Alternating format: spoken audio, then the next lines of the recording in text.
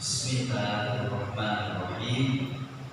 Assalamualaikum warahmatullahi wabarakatuh.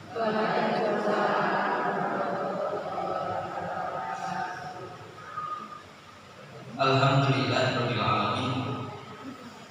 Wa bihi nasta'in ala umuri dunya waddin. Wassalatu wassalamu ala asyrofil anbiya'i wal mursalin wa ala alihi wa sahbihi ajma'in. Para hadirat ibu-ibu jamaah pengawasan yang dirahmati Allah, alhamdulillah segala puji bagi Allah Tuhan semesta alam yang hanya memberikan kita nikmat, yang telah memberikan hidayah kepada kita petunjuk sehingga kita bisa melaksanakan ajaran-ajaran syariat Islam yang telah diajarkan melalui firman Allah, Al-Quran maupun melalui sunnah Rasulullah, Al-Hadis. Dan bersyukur atas nikmatnya kita masih diberikan kesehatan serta kesempatan hingga saat ini bisa bersua, bersilaturahmi, menuntut ilmu bersama, belajar bersama. Mudah-mudahan bisa bermanfaat bagi kita semua, kita istiqomah dalam menuntut ilmu dan semuanya husnul khatimah. Amin ya rabbal alamin. Dalam kesempatan kali ini kami akan menjelaskan atau membacakan kembali firman Allah yang tadi dibacakan dari surat Ibrahim. Surat Ibrahim ini surat yang ke-14 ayat 35. A'udzu billahi minasyaitonir rajim. Bismillahirrahmanirrahim. Wa idh qala Ibrahim rabbi ij'al hadzal balada aminan waj'alni wa baniya an na'budal asnam. Yang artinya, dan ingatlah ketika Nabi Ibrahim berkata, ya Tuhanku, yaitu Allah, jadikanlah negeri ini, negeri Mekah, itu ya maksud, negeri yang aman, dan jauhkanlah aku beserta anak cucuku daripada menyembah berhala-berhala. Ini doa yang bagus, doa yang baik yang patut kita tiru kalau ini ekor aturan. Kadang sekarang itu banyak yang lupa soalnya. Banyak orang tua yang doanya itu hanya mengaku rizki, ya rizki berupa kekayaan. Rizki bagaimana hidup selalu tercukupi, bisa punya kendaraan, bisa punya rumah mewah, bisa punya segala macam. Sampai-sampai orangnya lupa kalau memiliki keturunan yang nanti keturunan ini akan melahirkan keturunan berikutnya sampai kita tidak tahu masanya kapan keturunan itu terus menyambung pada diri kita. Nah ini, jadi Nabi Ibrahim di dalam surat Ibrahim ini memberikan contoh. Hendaknya kalau berdoa kepada Allah, berdoalah supaya negeri ini aman. Dan kalau sudah aman, berdoa kepada Allah supaya keturunan-keturunan kita ini meningkatkan ibadah kepada Allah tanpa ada peperangan, tanpa ada kerusuhan, tanpa ada was-was karena ketakutan, dan mereka sehingga tidak menyembah berhala-berhala atau tidak berbuat syirik. Nah ini doanya Nabi Ibrahim. Mari kita lihat. Rabbi ja'al hadzal balada aminan waj'alni wa baniya an na'budal asnam. Ya Allah, karuniakan, jadikanlah negeri ini negeri yang aman, dan jauhkanlah aku beserta keturunan anak cucuku daripada menyembah berhala-berhala. Kali kadang-kadang kita doanya singkat, ya Allah berikan kepada kami keturunan yang soleh dan soleha. Gitu. Tapi harusnya lebih detail lagi. Seperti apa kita berdoa, minta kita kepada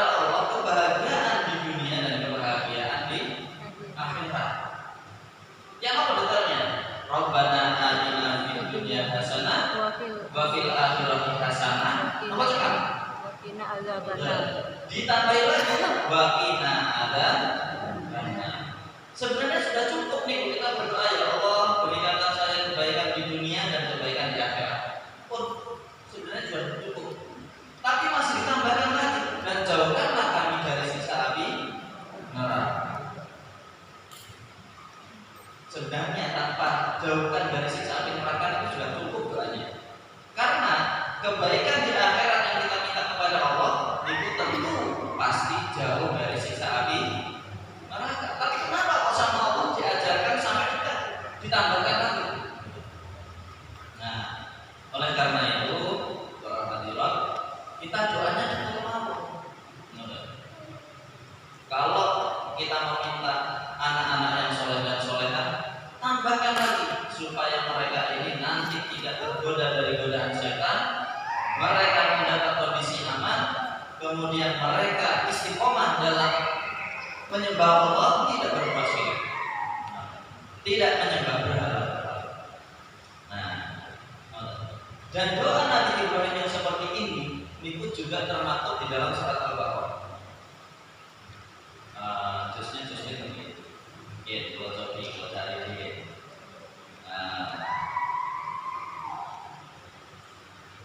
Baladan aminan warzuqhu, ya.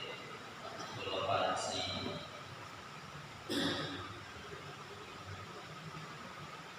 Mudah-mudahan saya sesuai qala Ibrahim rabbi ja'al hadza baladan aminan warzuqhu. Ali Imran.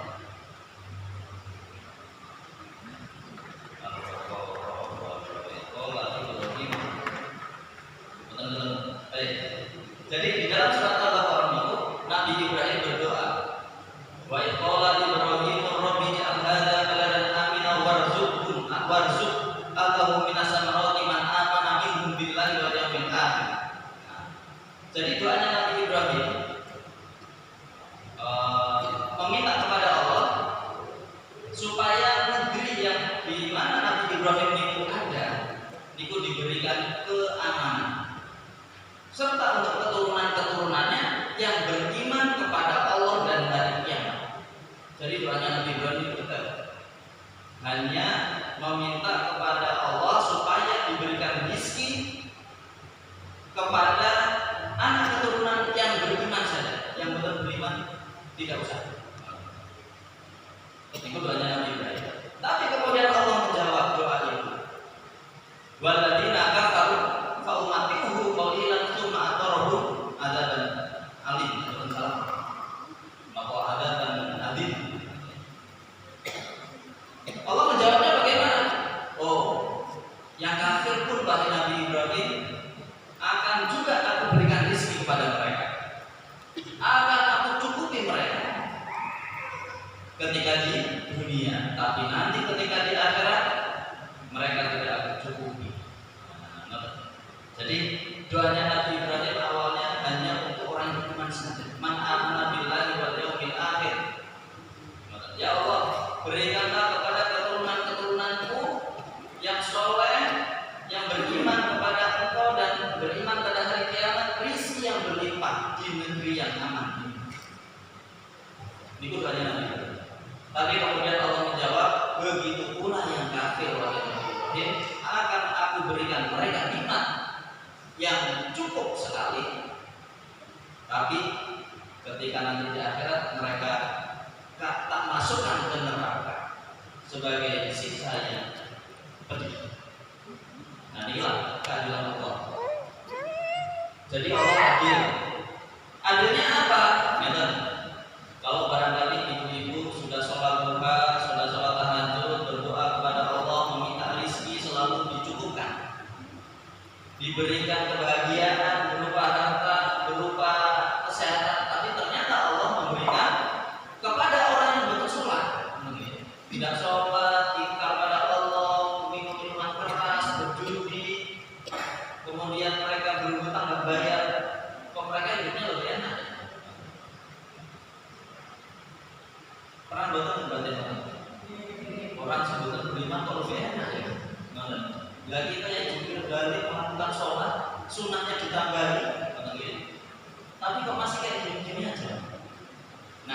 Inilah keadilan Allah.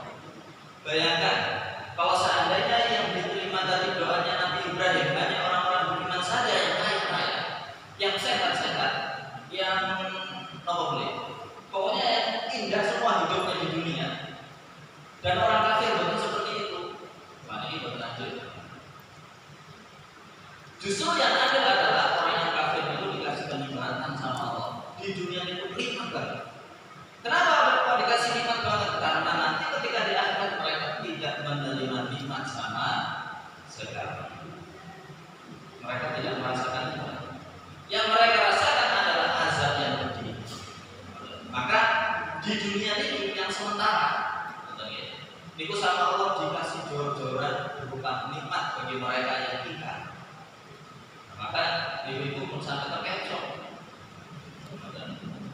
Kan ada orang yang kemudian terkecoh gara-gara wah ternyata lebih nikmat jadi orang yang gak beriman ternyata. Buktinya si fulan ini gak beriman, dia gak menyembah Allah, hidupnya bahagia saja. Terus kalau gitu saya coba gak usah beriman pada Allah. Nah ini berarti terkecoh. Baik, bayangkan kalau seandainya orang yang kafir yang tidak beriman pada Allah hidupnya sengsara di dunia, lalu ketika di akhirat sengsara lagi, apa itu nanti? Terus apa betul? Terus betul nanti. Sekarang usia umat Nabi Muhammad SAW itu berapa tahun kira-kira? Usia umat Nabi Muhammad sekitar di bawah 100 tahun. Di bawah 100 tahun. Berbeda dengan umat nabi-nabi terdahulu. Ada yang 1000 tahun, ada yang 800 tahun. Nah, tapi usia yang hanya sebentar 60 tahun. Kita ambil usia 60 tahun sekitar 60 karena Rasulullah Bapak ya sekitar 60 tahun. 63. 63. Okay. Nah, tidak kalah dengan orang yang hidupnya 1000 tahun.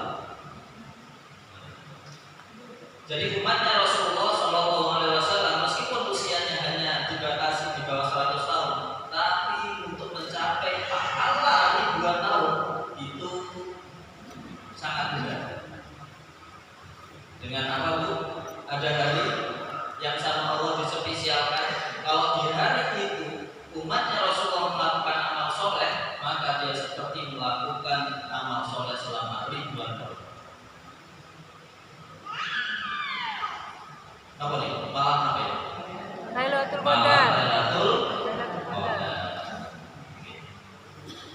Jadi kalau ada hamba Allah, umatnya Rasulullah SAW, meskipun usianya nggak panjang, tapi di malam itu dia melakukan sholat malam, di malam itu melakukan sedekah, di malam itu membaca Al-Quran.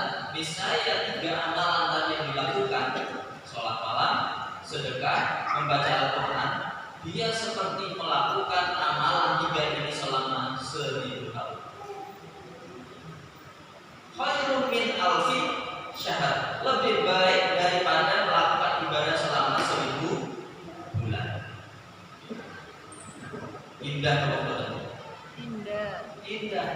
Cuman memang banyak masyarakat Muslim yang lupa dengan hal itu, tidak memaksimalkan malam-malam Ramadan di akhir Ramadan, yang di dalamnya ada malam Lailatul Qadar.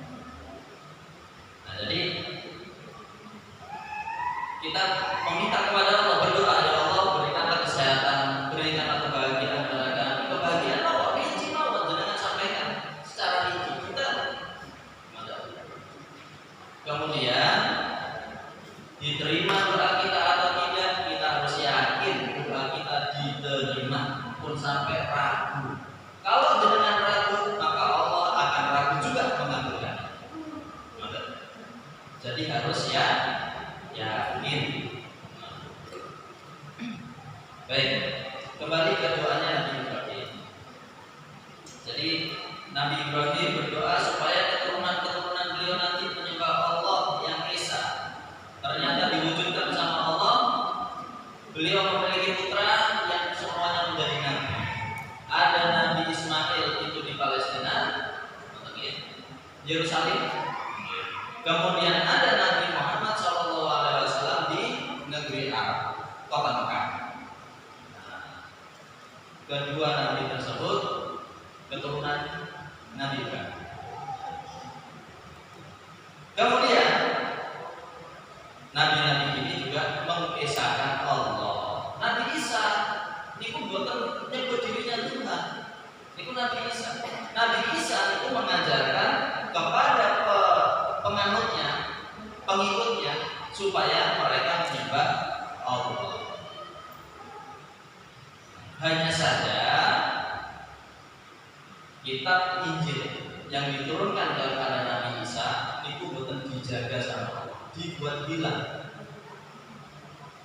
dibuat bisa diubah-ubah sama orang lain. Makanya kitab Injil itu sudah tidak berbeda dengan Al-Quran. Kalau Al-Quran memang Allah yang menjaga. Maka kalau seandainya seluruh manusia di muka bumi ini membaca Al-Quran, semua para hufaz atau orang yang menghafal Quran dibunuh, insya Allah Allah akan menjaganya. Tetap akan abadi Al-Quran itu sampai hari kiamat. Inna anzalnahu dzikra wa inna lahu lahafidun. Sesungguhnya akulah yang menurunkan Al-Quran dan akulah yang menjaganya. Ini Allah yang menyampaikan. Berbeda dengan kitab-kitab sebelumnya. Ada kitab Zabur, ada kitab Taurat, ada kitab Injil, sama Allah betul dijaga. Kenapa? Karena Allah sudah membuat skenario nanti ada nabi terakhir, yang nabi ini adalah nabi yang menyelamatkan umat manusia. Ada kitabnya Al-Quran, yang Al-Quran ini dijaga, sementara kitab-kitab sebelumnya tidak dijaga. Baik, kemudian kita lanjutkan di ayat berikutnya. Rabbi innahunna adlalna katsiran minan nas. Ya Tuhanku, atau wahai Allah, sesungguhnya berhala-berhala itu telah menyesatkan kebanyakan daripada manusia. Maka barang siapa yang mengikutimu, maka sesungguhnya orang itu termasuk golongan dan barang siapa yang mendurhakai aku, maka sesungguhnya engkau wahai Allah Maha Pengampun lagi Maha Penyayang. Jadi Nabi Ibrahim menyampaikan juga terhadap doanya, dalam doanya, ya Allah, sesungguhnya berhala-berhala itu telah menyesatkan kebanyakan manusia. Betul. Jadi Nabi Ibrahim melihat umatnya menyembah berhala, menyembah patung, yang patung itu ada juga yang dibuat oleh ayahnya sendiri, dalam riwayat yang lain pamannya sendiri yang bernama Azra. Makanya kemudian Nabi Ibrahim kan dibakar. Kenapa Nabi Ibrahim dibakar? Karena menghancurkan berhala. Nah, Nabi Ibrahim menyatakan bahwasanya berhala-berhala ini yang menyebabkan manusia itu tersesat. Kenapa tersesat? Karena berhala dianggap sebagai pemberi manfaat atau pemberi bahaya. Nah, ini kita harus waspada. Berhala kita itu sekarang bisa berupa handphone. Berhala hidup seolah-olah tidak khusyuk kalau menonton handphone. Kok kayak kurang ya, ternyata kurang rasa. Itu kok kayak gak hidup gara-gara buka WhatsApp. Bangun tidur dan dicari handphone dulu, mana WhatsAppnya? Ada kabar apa? Nah, ini bisa jadi berhala. Dan itu kemudian bisa menyesatkan.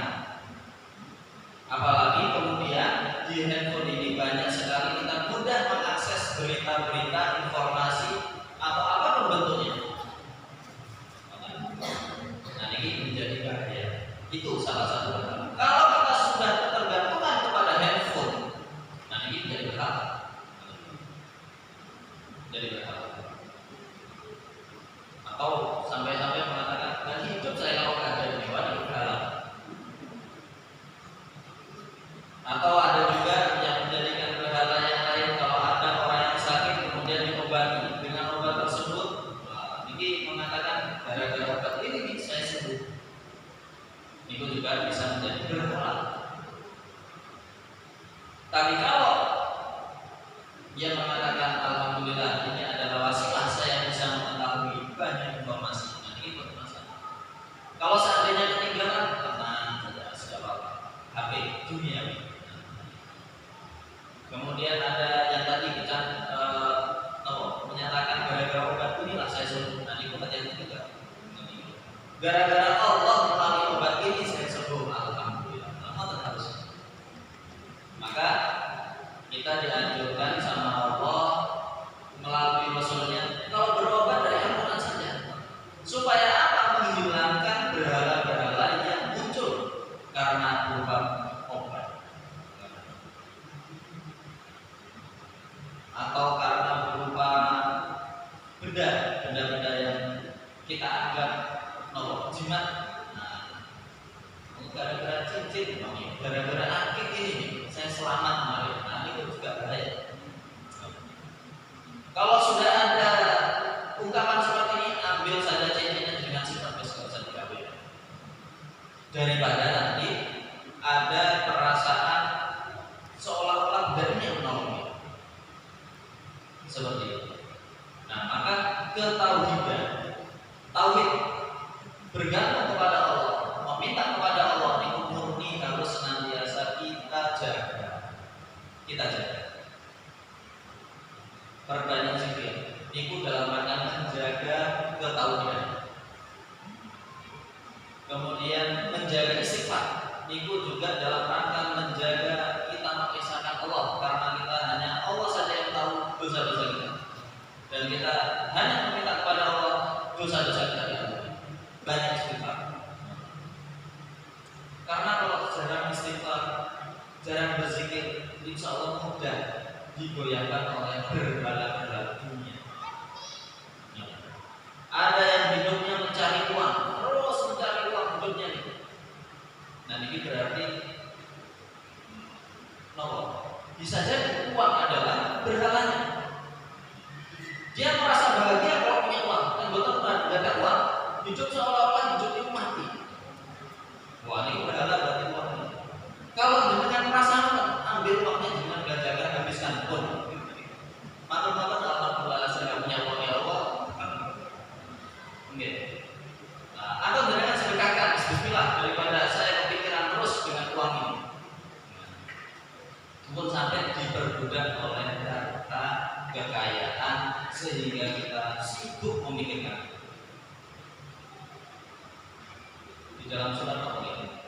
Allah subhanahu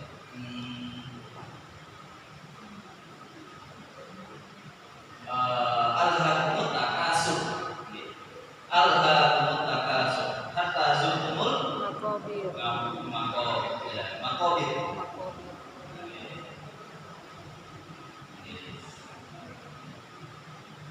Ini di dalam surat Takasur juga disebutkan Al-Hakumut Takasur hatta zurtumul Makobir. Sudah banyak membinasakanmu, berbanyak-banyak harta. Ini peringatan ini. Sampai-sampai tidak ingat dengan kematian. Ternyata langsung saja masuk kuburan. Al-Hakumut Takasur hatta zurtumul Makobir. Kalla sawfa ta'lamun, summa kalla sawfa ta'lamun. Jadi hati-hati dengan urusan dunia. Karena dunia ini cuma menipu kita, menipu pulau, menipu panjenengan. Kadang apa yang kita lihat dari orang lain, kayaknya indah ya, kayaknya enak hidupnya jenengan itu. Tapi bisa jadi yang dia rasakan, yang kita lihat tadi indah, itu lebih pedih daripada yang kita rasakan. Maka ada istilah orang Jawa itu sawang sinawang.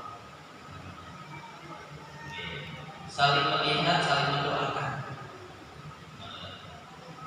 Karena apa yang kita lihat tentu tidak kita rasakan.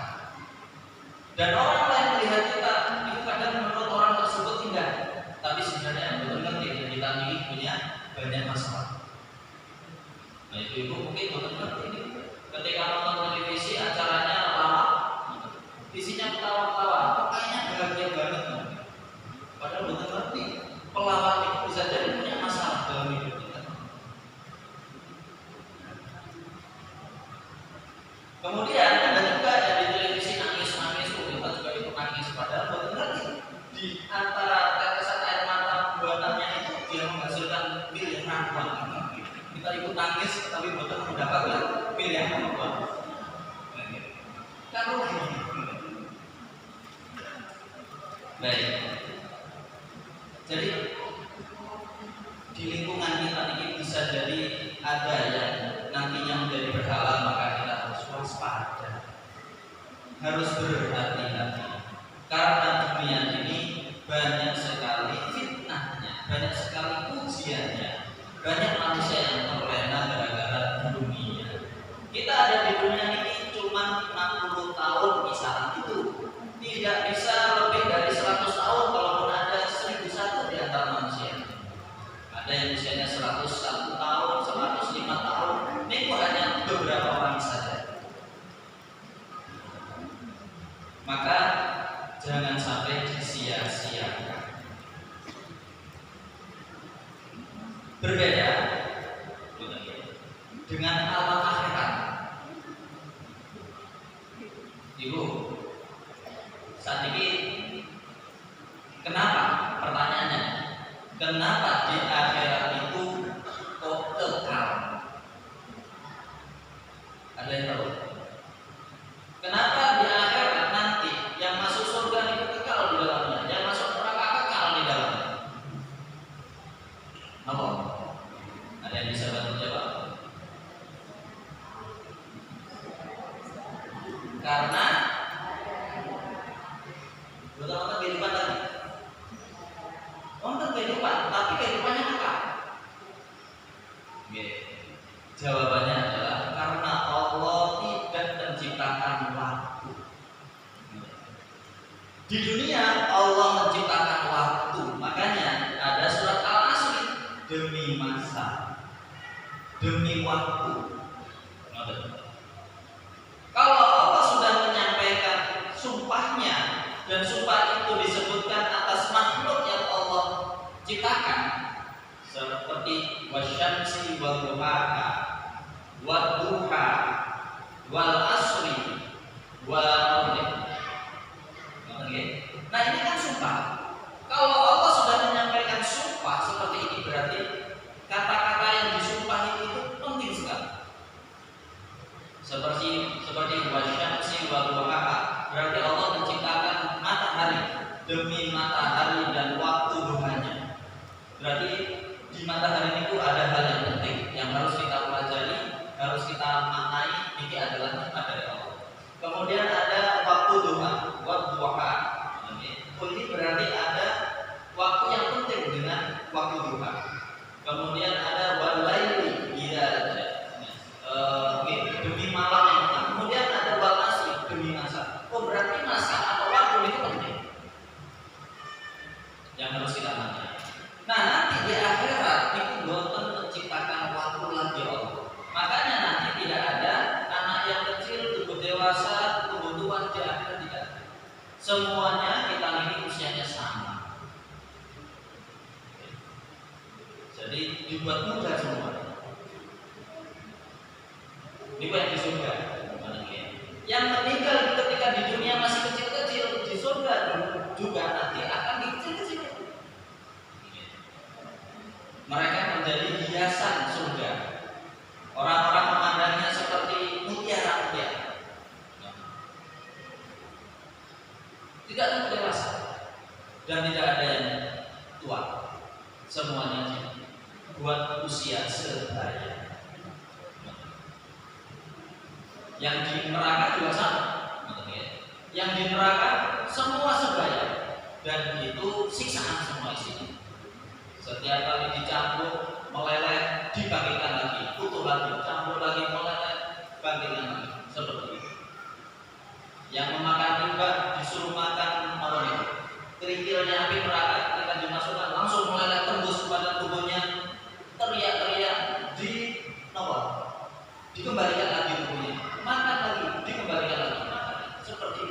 isinya teriakan. Itu tidak ada batasnya. Kenapa? Karena Allah tidak menciptakan waktu. Hanya di dunia saja Allah menciptakan waktu. Jadi kalau ada yang merasa kesulitan sementara, sulit itu di dunia sementara. Ada yang menerima kebahagiaan itu juga sementara.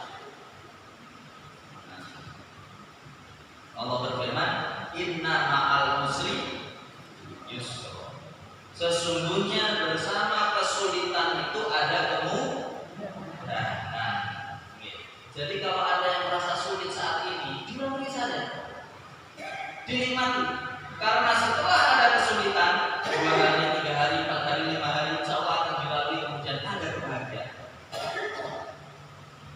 Rasulullah mengalami kesulitan itu di hari sebelum Isra dan Mi'raj.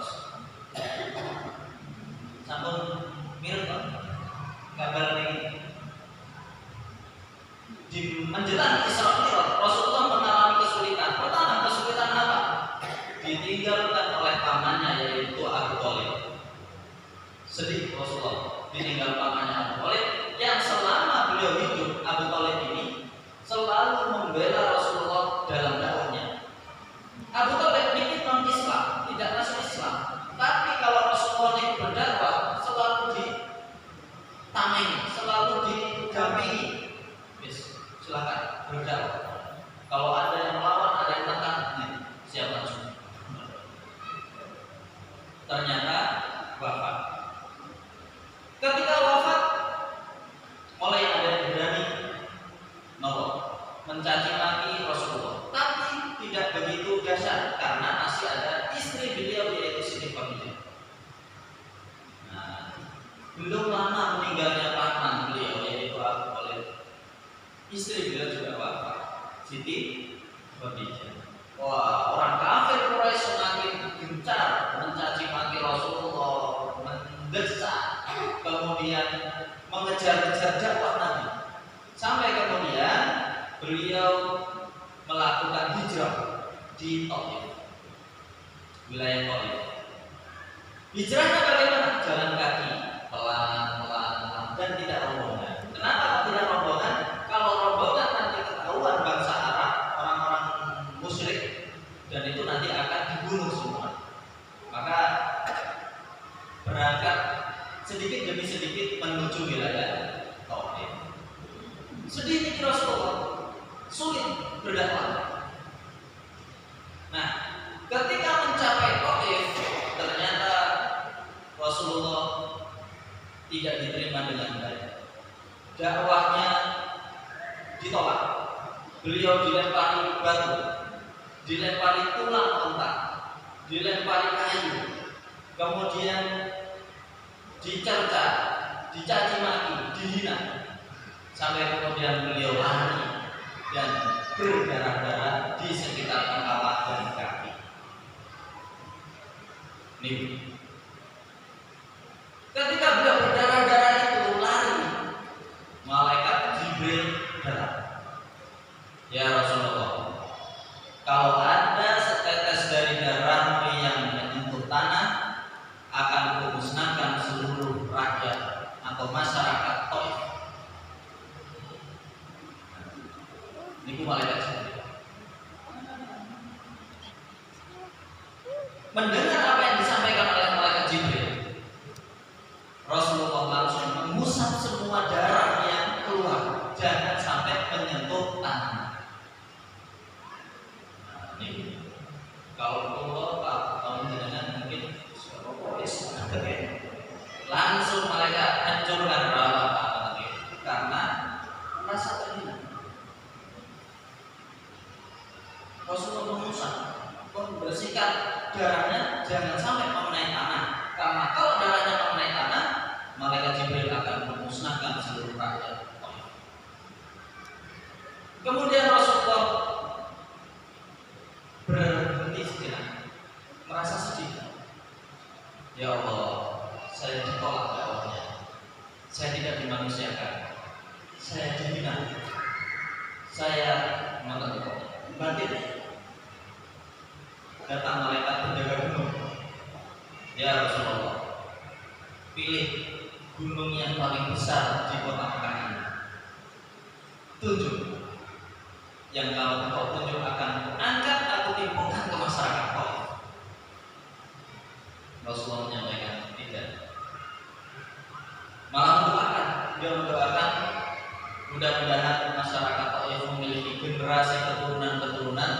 yang menyembah Allah, mengesahkan Allah, dan mereka semua menjadi umat.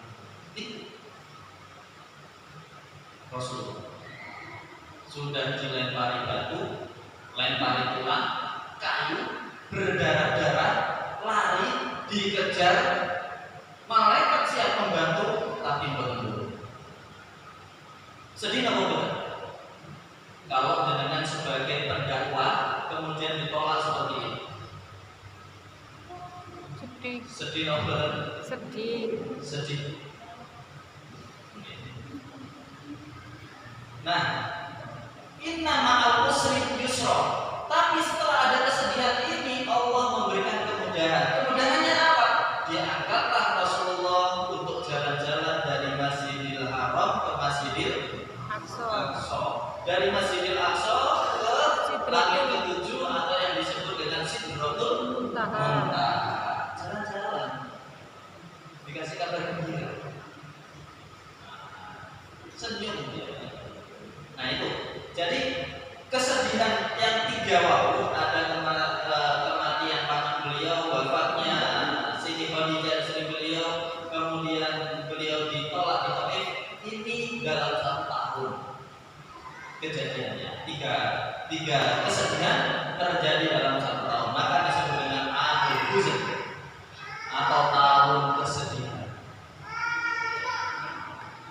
Setelah mendapatkan kesedihan ini, beliau diajak oleh Allah untuk bersenang-senang, menikmati perjalanan, menggunakan kendaraan. Nah, kapan itu terjadi? Di bulan Rajab atau yang kita kenal dengan peringatan Isra dan Mi'raj. Kita kalau tadi ada inna ma'al usri yusra, kalau ada kesulitan itu mesti ada kemudahan setelahnya. Nah, jadi Rasulullah tadi ada kesenangan, okay? Jadi dari kesulitan kemudian ada kesenangan. Tapi ingat, setelah ada kesenangan juga ada kesulitan. Ini yang sering lupa. Ibu-ibu, kalau dengan sekarang merasa senang, istighfar. Astagfirullahaladzim, astagfirullahaladzim, astagfirullahaladzim. Karena nggak tahu, bisa jadi setelah kesenangan ini besok kesulitan. Kalau dengan merasa kesulitan saat ini, ucapkan alhamdulillah ya Allah, alhamdulillah, alhamdulillah. Kenapa? Karena setelah kesulitan akan datang kemudahan. Niki sudah sunat